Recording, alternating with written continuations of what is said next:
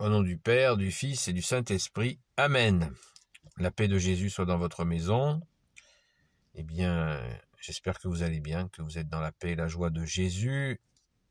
Évangile du jour. Donc, Saint Jean, chapitre 5, versets 1 à 16. Les trois croix. Que ta parole, ô Jésus, ouvre mon esprit. Que ma bouche proclame ta parole, ta louange, et que mon cœur accueille ta parole. Le paralysé de la piscine de Bethesda.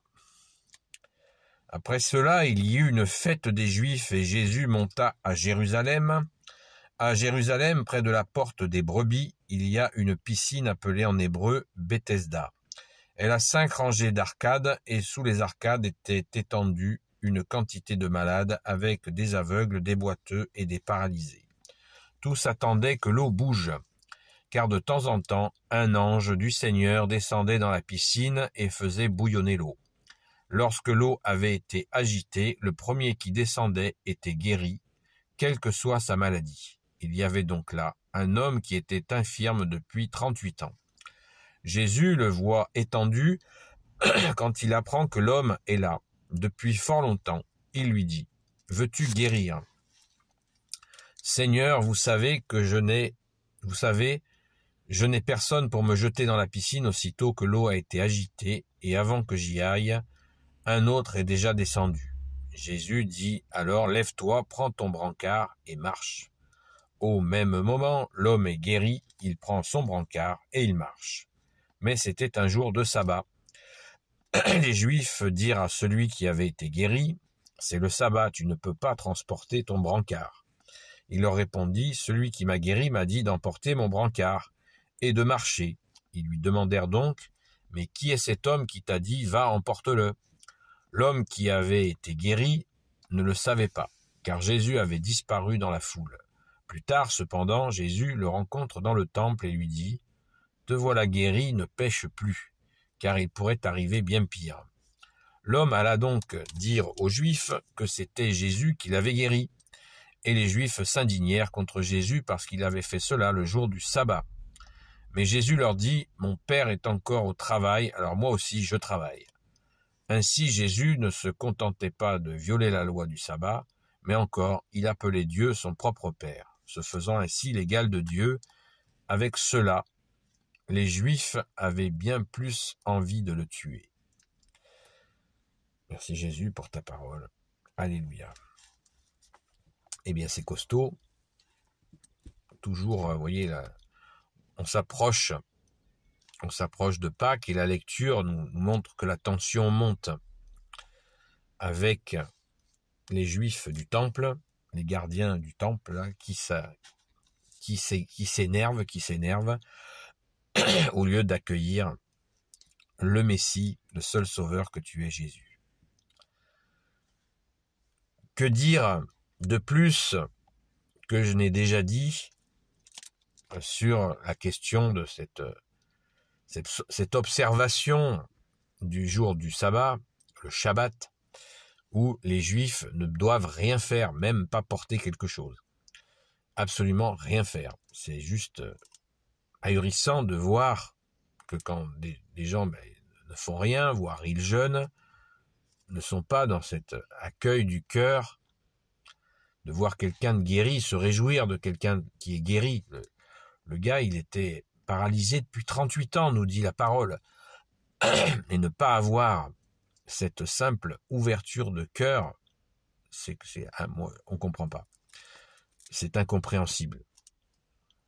Alors on peut imaginer, pour Jésus qui est Dieu, avec son Père et l'Esprit Saint, de voir des hommes agir ainsi, une telle absence de charité, c'est inimaginable. C'est inimaginable. On ne peut pas se mettre à la place de Jésus, bien sûr, mais c'est inimaginable de violence, cette attitude, c'est inimaginable. C'est juste inimaginable, incompréhensible. On ne peut pas arriver à comprendre comment on peut s'endurcir le cœur à ce point-là. Alors que c'était des hommes qui étaient censés être des croyants, ils croyaient en l'éternel, ils attendaient le Messie, et là ils avaient des signes absolument massif, en nombre, en quantité, vraiment, tout était là pour Jésus l'a montré à de nombreuses reprises. Eh bien non, il se tenait sur ce côté réglementariste. Non, il faut respecter le règlement. Voilà. C'est comme si quelqu'un était en train de mourir et on lui porte pas secours parce que, ah non, mais je dois rien faire parce que c'est le jour du sabbat et je peux pas te porter secours parce que ça veut dire que je fasse quelque chose. Voilà. C'est mystérieux. Moi, je comprends pas. Je comprends pas, ou je comprends trop que l'esprit religieux borné peut aller jusque-là. C'est vrai qu'il y en a qui tuent, croyant servir Dieu. Hein. On le voit avec certains musulmans, pas tous bien sûr, mais il y en a, ils croient rendre un culte à Dieu. C'est pas moi qui le dis, c'est Jésus qui le dit dans l'Évangile.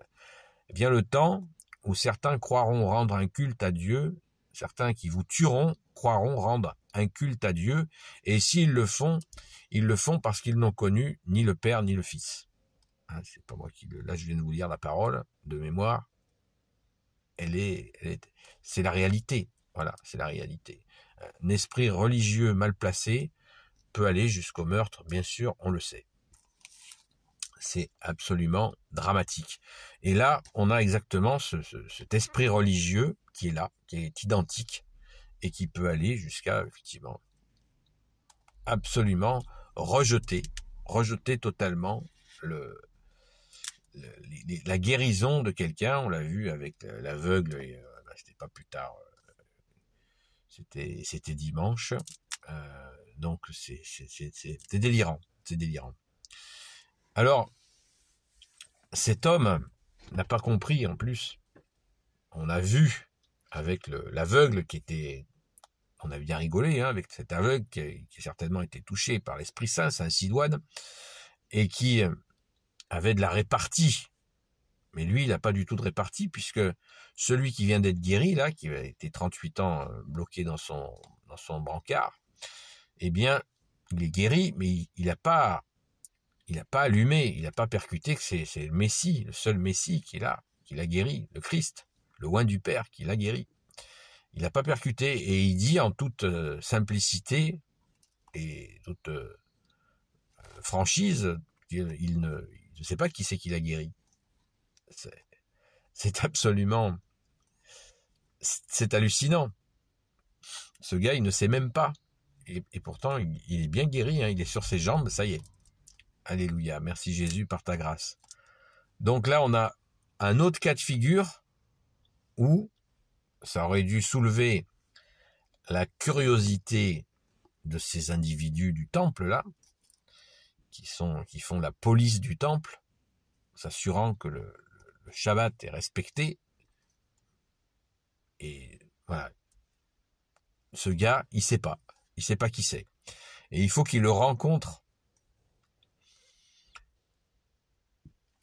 Il faut qu'il rencontre Jésus dans le temple, nous dit la parole. À souligner quand même, Jésus lui dit, quand il rencontre Jésus, hein, au verset 14, « Te voilà guéri, ne pêche plus, car il pourrait t'arriver encore bien pire. » Wow.